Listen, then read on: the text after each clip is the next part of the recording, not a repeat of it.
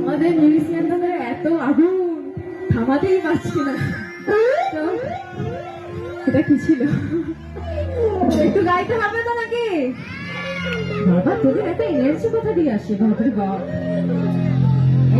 না বউ করছো কেন তুমি? হ্যাঁ, বাড়িতে তো বউ বাচ্চা কিছুই নেই, সিঙ্গেল মানুষ। বসে চুপ করে।